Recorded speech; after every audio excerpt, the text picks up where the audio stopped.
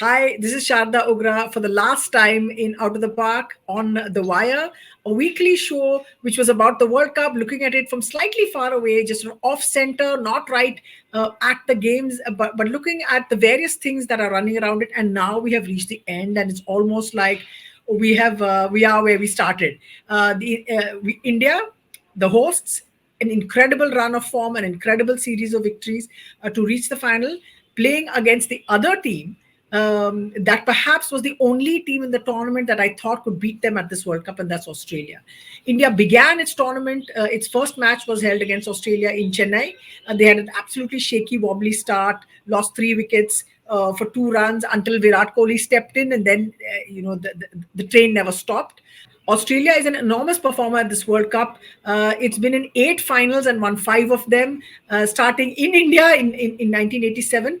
And I wanted to just talk about what this tournament was like with someone who'd actually been there and watched the entire event play out. Melinda Farrell is an independent broadcaster and journalist, and I had chatted with her just after the semi-final ended. She was at the ground in Eden Gardens, and we had a conversation about what the World Cup looked like. And Melinda had some very interesting thoughts to say.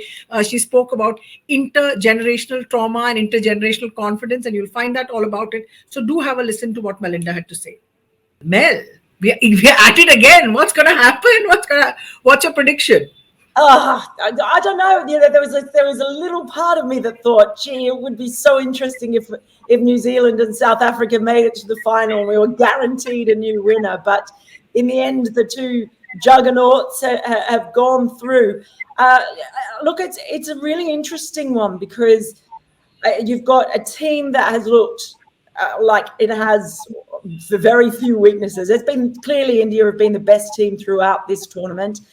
And then you've got a team like Australia that lost, early games, but they do what Australia does in that they time their run really well in World Cups, and they're very, very good at tournament play. And a huge part of that is confidence. And I wrote this in the piece last night. If there's such a thing as intergenerational trauma, then the opposite must logically be true. And the Australian players say that, seeing those trophies in the cabinet from the past, knowing that Australians have done it 5 times in this tournament, but then in so many other major events, it gives them an intergenerational confidence, if you like.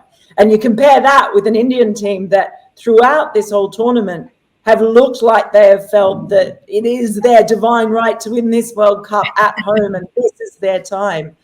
So that's quite interesting. You've also got a contest. I wrote this at the start of the World Cup. I spoke about it a few times, that there were almost 2 different philosophies in how to select and approach one-day cricket in this tournament. You've got some teams that have, if you look, India's the best example, that have just gone, right, we're picking our best batters, we're picking our best bowlers. Okay, if we have an all-rounder in there, maybe, but Hardik Pandya obviously has been out. So they've gone with those 2 distinct strengths of skill sets. And that can sometimes be a weakness or a danger in one-day cricket. Whereas you see the way England won the last World Cup, the cornerstone, the foundation of that was the depth in all-rounders. And Australia is that more of that kind of side, that all-round side. They've got plenty to choose from. They bat very, very deep, whereas India are much more focused on their top order getting the work done. So it's not just a contest between these 2 sides. I feel like it's a contest between 2 different approaches to the way that you make up a team and how you go about it. Intergenerational confidence is a great phrase. I'm going to use it again. It's trademark Mel Farrell. Mel has in the Wisden Cricket magazine. She has a Mel Farrell interview every month. So go out and look for the magazine, subscribe, whatever you have to do. But Mel, it's interesting what you're saying about these 2 philosophies that are there at play. What's the whole sort of future of one-day cricket discussion going on? I was listening to the BBC TMS yesterday, and someone brought up a thing saying, look, you need matches where every match counts. So you need to have sort of a quarter final. You need to have more games there. What's the thinking been like? What are you hearing people say? What's the discussion been of games that are basically, you're playing each other? I know there's been sort of an up and down with a lot of teams really struggling to get into the last four, everyone there. But with a lot of teams, it's been once the first half of the tournament was over, you knew that they weren't going to have a chance. So the surprise chance was Afghanistan, but then there was also others that just fell off. Pakistan did Pakistan, but everybody else sort of fell off at the back. What's the chatter about amongst the cricket folk at this World Cup about future? Yeah. Well, I guess it was kind of fortunate for the tournament in the end that the Champions Trophy qualification became a factor. So at the very least, with those games, they were essentially pointless when it came to this tournament. But at least there was the scrap for a Champions Final trophy still there to keep interest, with a bunch of teams still having something to play with. You look at England; it came down to really that last two games after their horror run. Netherlands, all those teams at the bottom, Bangladesh, Sri Lanka, they all still had something to actually fight for with that Champions Trophy qualification. And I think that in itself shows the need for significance. I sort of think cricket has and I have spoken to a lot of people about that, and there is this feeling that, we went backwards for the last couple of World Cups. We had that World Cup in Australia where we had the 16 teams, and there was a sense that the game was growing. And we went back to what I have always called the Champions Trophy +2, which is just 10 teams. It says something kind of, I think, a bit sad about our sport, that we are so scared of what happened in 2007 that has stopped us from growing the sport. And making it bigger. So we kind of went backwards for 2 years. But there's been a lot of chatter about whether the Champions Trophy will end up becoming a T20 tournament, which would kind of make a mockery of qualification, to be honest. Exactly. I was about to say it. Yeah. And also the fact that, how likely is it that it will be entirely held in Pakistan, which I think not many people believe that it will be, the way things currently stand politically. And there's also been a lot of chatter about, the loss of the World Super League and the context that it gave, not just this World Cup, but all of one-day cricket. We've lost that. They binned it after one cycle, even though the way that the Netherlands qualified and performed in this, and the number of teams that they've beaten at the top level, just shows how much teams can improve if they're given the opportunity to play better teams. And that's now kind of lost to Netherlands. They have nothing like that in the future. They go back to maybe, if they're lucky, they get some games against teams that are in that lower tier or secondary tier. So there's been a lot of chatter about that. And the other thing I've really noticed as well, as we always do, it's so weird. We have a World Cup, the pinnacle of the sport, eyeballs on it, and we do nothing but criticize. Everyone's just, the game's too boring, it's too long, we need to do this, we need to do that. But it's certainly the usual thing about going to 40 over cricket has been, that's sort of been mentioned a lot. And increasingly, the two balls, the two balls being used, if there is a way that we can, get some more contest in the game, more excitement, bring reverse swing back into the equation as well. So there are various things like that. They're more tweaks, I think, that the game can work with. But where does it go? I find it really hard to think that the ODI format's just going to disappear, because the last rights deal, the ICC just signed up for 3 of them, and they are the biggest money earner for international cricket, ICC cricket, that exists in the world. So anything can happen, but I find it really hard to believe that at this stage. Because there is also this whole talk about, like you're saying, 40 over cricket, 2020 cricket. We don't, and this happens every time a World Cup comes around. And this format, the sort of everybody plays, everybody round robin has also been praised. But at the same time, what you see is that if countries want to expand their sport, that's what they don't do. They go into having these groups, and then devil take the hindmost as to whoever loses, and if there's a surprise and whatever. You have to get over the intergenerational trauma of 2007 to think ahead for your sport, I suppose. It's really that's really what it is. What has the experience been like, Mel, at this World Cup, traveling around, going to the various grounds, seeing them, the new ones, old ones, in the city, outside the city? Tell us something about that. Tell us about your experiences. The press actually has a really easy time getting into a cricket ground in India. We know we are really spoiled, but go ahead and tell me what your sort of observations are about this whole experience. I will. I'm just going to hark back to something you said about the intergenerational trauma of 2007.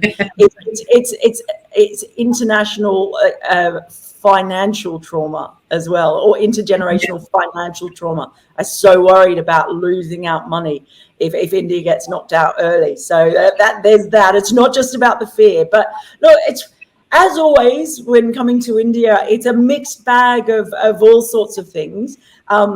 And I've had a really great time here. It's been 6 years since I've been able to come before the pandemic. So as a tournament, I think you can look at it in two ways. One is that it's fantastic that it has been adopted by Indians. So last night at Eden Gardens, the fact that there were 47,000 people there, the atmosphere was absolutely brilliant. And I actually prefer the atmosphere at the neutral games than at the India home games, because people are so, I don't know, just so emotionally invested that there's a silence. So when an opposition batter, for example, hits a brilliant six, there's just this dead silence. And I've never experienced that at a ground before, like whether there's anything from pantomime booing to cheering or whatever, I've just never experienced the dead silence. So I prefer the atmosphere at a game like last night, where everyone was just appreciating great cricket, and I actually thought that was wonderful. At the same time, it's been a very insular World Cup in some ways because of that same thing. It was organised so late. So you haven't had that carnival effect of fans from different countries. And countries like Australia and England have an advantage there just because of the incredibly diverse population that lives there. So in Australia last year, all of these Zimbabwe, people from Zimbabwe came to games. They weren't even necessarily cricket fans. They just knew Zimbabwe was playing and they wanted to get out and support them. It was colourful. It was amazing.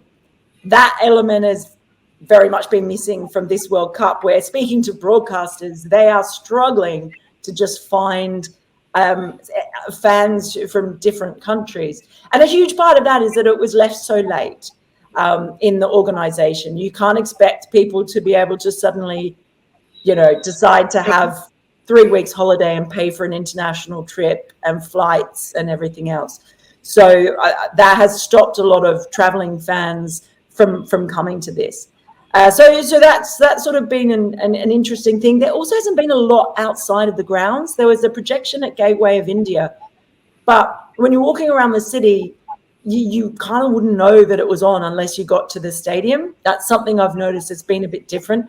You might well say that's not necessary in India because people are so into cricket that they know it's on anyway. It's just a difference that I've seen to other World Cups where there are fan zones and all kinds of engagements and just events on around it. It's the stadiums for me. I know cricket-wise, it's an interesting choice, but I love going to Dharmasala. In my opinion, the most beautiful cricket ground in the world. But I also have to just say I've been in Kolkata for a bit over a week. I've been here. It's been Diwali coinciding with Kali Puja. I've been fortunate enough to be invited into people's homes, strangers, and I've gone inside and taken part in a Kali Puja ceremony. So I learned a lot about all of that. But the lights, the trucks going past with effigies of Kali Puja and crammed with people. It's been really colourful. And Eden Gardens to me is so iconic, a wonderful venue that has so much history, and that the fans really appreciate cricket. You understand what's gone on there before. I hadn't been there since I stood on the sideline in 2016 when Carlos Brathwaite hit Tongs Ben Stokes. So for me, it brought memories flooding back. I think it's a wonderful, wonderful venue. So in some ways, I think that's the best sort of cricket venue.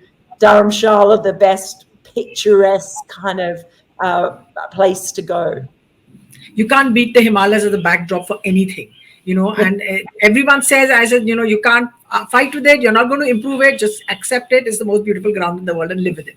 It's interesting what you're saying about the silence of the crowd, Mel, because I remember in 1987, when England and when Australia won its first World Cup, it was full of fans. And the big shift in Indian crowd behavior has come about since 1996 World Cup. That's when, it became us versus them in a very, very clear and a stark way, whether that was pushed by liberalization, the new market that had come in. The nature of cricket crowds has changed, and it's almost become, like you said, insular going into this sort of event. So I've written a piece for the India Forum website today, in which I said, you don't need to host World Cups anymore. Just make bigger and bigger IPLs, and anyway, India is going to win, and you won't have to worry about saying this is not good, this is not right, you're not welcoming the world. Don't even bother. That was my argument. Don't need to hold World Cups anymore. I just wanted to also ask you about fandom. So you're looking now. You've seen cricket in England and in Australia. Mel is from Orange in New South Wales, which is a very famous part of the state. And whatever she says about it, you have to believe. I checked. Important people, including Mel, have come from Orange, including Steve Barnard, the Australian cricket manager, who every Indian knows because he was always around Steve Waugh's team, and a very famous women's cricketer, and of course Mel. And Mel, you live in Orange, you live in Birmingham as well, if I'm right. So you've seen fandom of sort of various types. So what's it been like at this World Cup? Tell us about the flavor of the fandom in both India and like you did talk about the game at the Eden Gardens, which used to be the headquarters of Indian cricket at one point, but now it's not. The Modi Stadium and all the rest of it. So tell us about the flavors of fandom that you've seen. Yeah, I mean, it is very much, there is certainly a strong sense of nationhood about that fandom. Someone said to me that perhaps, when you talk about cricket being a religion in India, it was suggested to me, actually, India is a religion in India. So the support of the national team is very much based on that. But at the same time, they absolutely love cricketers from other nations. People are really excited to talk to me, and if they find out that I'm originally from Australia, they have such a love for the Australian cricket team. But then I saw it yesterday. They also had a deep understanding of South Africa and all that South Africa has been through, World Cup semi-finals, and never getting through, and the trauma of 1999. So Indian cricket fans are incredibly well educated about the general history of the game. And I mean, I get people talking to me, about Ricky Ponting all the time, and they're really, they love that generation of Australian cricketers. So they are really well educated. So in Australia, it's quite different. I think there are a lot of people who watch cricket in Australia in the summer who like watching it because it's on free to air. It's the summer sport. They quite like watching sport. They would have no idea about, many of them anyway, would have no idea about, say, Indian cricket in the 1980s, apart from maybe, one famous name or two famous names. But that's kind of a real difference. It's just, it's on, I'll watch it and enjoy it. Go Aussie. I get stopped by people in the street. I find it weird that I got several times I was stopped by people who said, like, I'm a really huge fan. I loved Polite Inquiries. I've read a lot of your stuff, and I'm going, this is weird because I'm just like a journalist walking to the ground. So yeah, it's a different level of understanding of the game as well that I find with the fans around India. So, because one of the things I sort of believe, it's interesting that you said that India is a religion in India at the moment. So is when about fandom is that a lot of the people that are coming to games at these grounds also are a younger IPL generation of fan. So they have been almost. So you'll meet a lot of them, like particularly in a city like Kolkata, you'll meet a lot of people that will have context because they're coming to a non-India match. But a lot of the India fans might just be IPL sort of a generation that is there, that has suddenly taken to the game as this great tamasha, and they're watching it and they're enjoying it in a way that cricket was seen as old and fuddy duddy, and now it's trendy and they're film stars and all the rest of it. What do you think, Mel, this World Cup will be remembered for? Regardless of the result that we have, or it may just be the result that we have, what do you think it will be remembered for? Wow. I mean, I think a lot of that, World Cups are often remembered for the final. So for example, when you go back to 2019 in England, there's this, the final and what happened in the final takes up so much of it at that. Because I was talking to colleagues and were like, oh, remember that stage where there were 8 days when it, pelted down with rain and there were washouts, and it was like, oh, this is such a grim World Cup, and the host was kind of a bit rubbish for a fair bit of it, and it felt like a bit of a damp squib. It was the same in Australia, to be honest, last year in the T20 World Cup, when all those matches were washed out and it was all a bit like, this is just, whatever. And then the final happens and everyone, the 2019 was the best World Cup ever. Oh my God.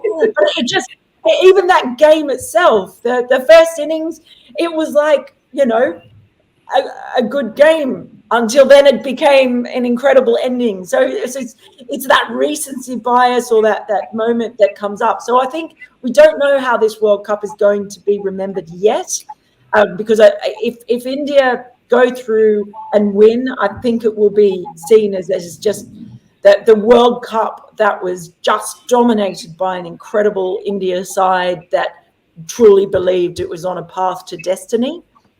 If Australia end up winning, if it's a really tight contest, I think it will be maybe remembered as this, the juggernaut and the team that just knows how to play in World Cup tournaments. I hope it's remembered for things like the wonderful improvement shown by teams like Afghanistan and Netherlands. Afghanistan were absolutely sensational. I think what Jonathan Trott has done with that side it is. I hope it's truly understood by a lot of people, because there are a lot of challenges when coaching a team in Afghanistan right now in particular.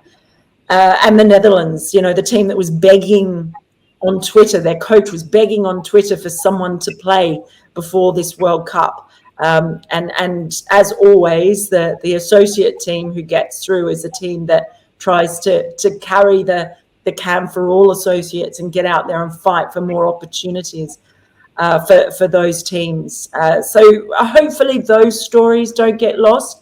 It will also be seen as the absolute crash and burn, the Icarus that was England, who kind of thought they could come to this World Cup and everything would be all right on the night, and instead proved to be a cautionary tale for not preparing well enough for a tournament of this nature. So they're probably some of the things that I see as the themes, but the true story won't be revealed until we see what happens in the final.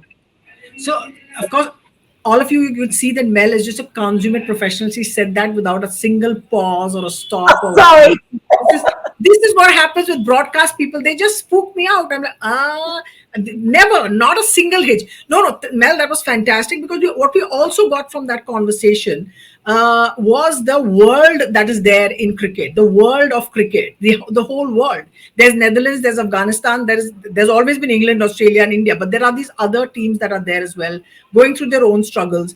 And Mel, what I just wanted to sort of say here and end, is that the stories of Netherlands reminds me of the stories of Kenya when they had come up and they had a good surge in '96. It reminds me of the stories of Afghanistan when it had started a little bit, when Bangladesh had its first few good World Cup games. And you keep hearing these stories, they just come out sort of flicker. And they, Nepal, I mean, I know this, the Nepal story is big for was big for a while.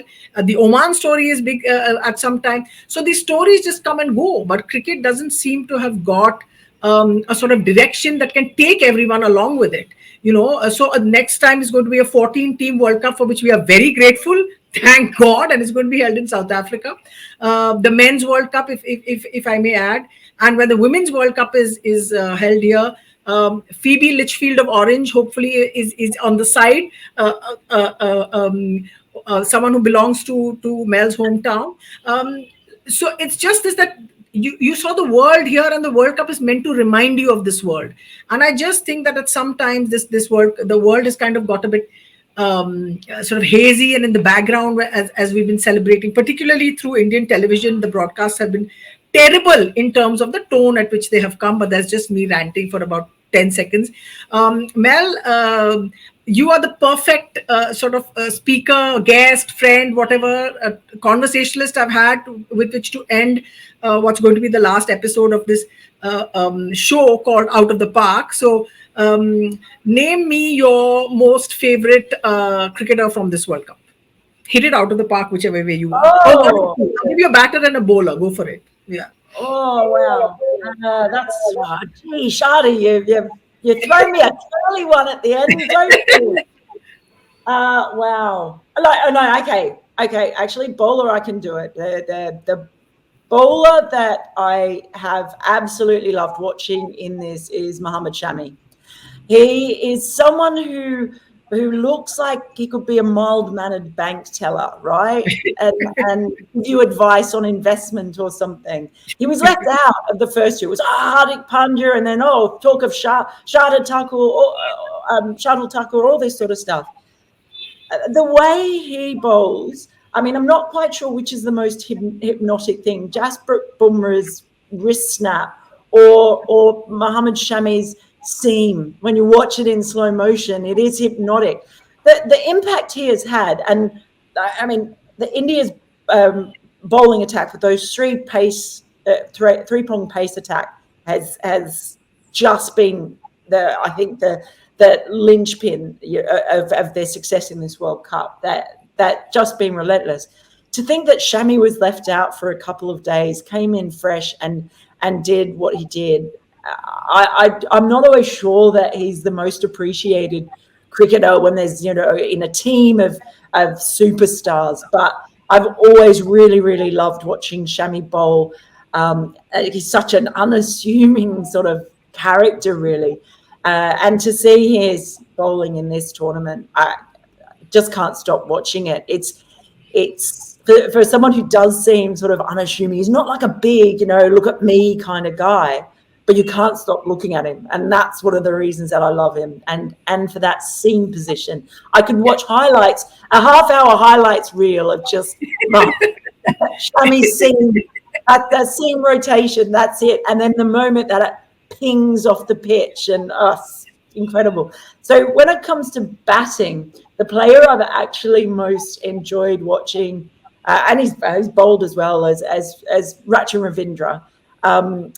For me, the breakout star of this World Cup. But even though New Zealand don't go through to the end, I just think he's exhibited a wonderful joy, that the class with which he plays. When you talk about intergenerational things, he made me think about nature and nurture, because you look at those wrists.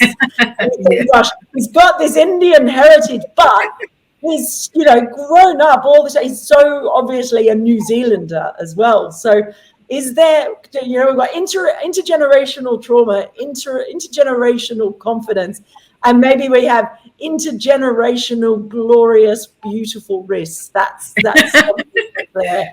But for me, he has been wonderful to watch, and I really look forward to seeing what he's going to do in years from now. Melinda Farrell, that was superb. Thank you so much. It's been such fun. We could have gone on forever, but thank you so Well, much. Have a can I great. just also say that possibly my favorite thing about being in India was seeing you when I was in Bengaluru, Sharda. And And Koshis, yeah. Olipub. Yeah, no, Kochi, sorry, went to Olipub here in Kolkata. I went to Kochi's with you, and And the it Koshis, was yeah. wonderful.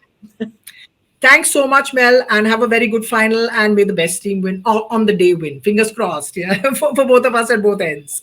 Thank you. Thanks, Sharda. So, as you heard, this is almost like a capsule of what the World Cup looked and felt like, both from the outside and from the inside. You would have to say Mohammad Shami's has been the most inspirational performance at this World Cup. He's kind of lifted the presence of Indian bowling to a stature which it perhaps has not enjoyed so much in the past, as we celebrate our batting so enthusiastically. I was speaking with Professor Shetty this morning, who also came on out of the park about the tournament, and he said he'd never seen an Indian bowling lineup as sort of efficient and as penetrative and as talented as 2 decades ago. And now, of course, we're talking about the 2003 World Cup, where India had also reached the final with a stunning performance. They won 8 games in a row. Rohit Sharma's team has won 10 now. It's 10 on 10, and we're up against Australia as well. I went to the betting site that I go to, Odds Checker, to just have a look what it looks like for India versus Australia. And India there are at 4:9 and Australia 7:4, which basically is that India have about a 69%, 68, 69% probability of winning. We'll see how that goes. Discussions in Australia. I was listening to the Great Cricketer podcast about the final, and they said, "Look, you have to try and get into the Indian heads of the public, of the crowd, of the team, of the players." This is Australia playing mind games. Australian fans and podcasters and so on playing mind games and doing their mental disintegration, and say that, "Look, you've got all the resources, all the money, all the talent, and you still just won one world title in the last 10 years." As compared to that, the Australian team has won the World Test Championship. They retained the Ashes, and now they're in the final of the World Cup. Now, all that is fine, but we are looking at the team going up, Australia going up against the Indians at the Narendra Modi Stadium. So again, there it became a question of, look, the Prime Minister of India is going to be there. They're going to be all film stars and all, and everybody wants you to win. There's pressure of that too. But one of the things the Indian team has shown through the tournament is almost its ability to seal itself off from this kind of pressure. This has also been made possible by the fact that there is a certain detachment between the team and the media, which has just grown over the years, and therefore they really don't have to engage with them at all. They're not talking, they're not having conversations. But the other element that has come in has been social media. So we'll see social media going a bit absolutely nuts at the time. I went and had a look at the to try and see what it would cost to get a ticket to this game on X, on the X files, as I call it. Someone put up a screenshot of a Via Gogo, which is basically selling almost legally with almost no objection of anybody, tickets in black at more than ₹110,000. The tickets are being sold. They're saying, okay, 5 seats together, and it's all very done in a most relaxed and a civil manner.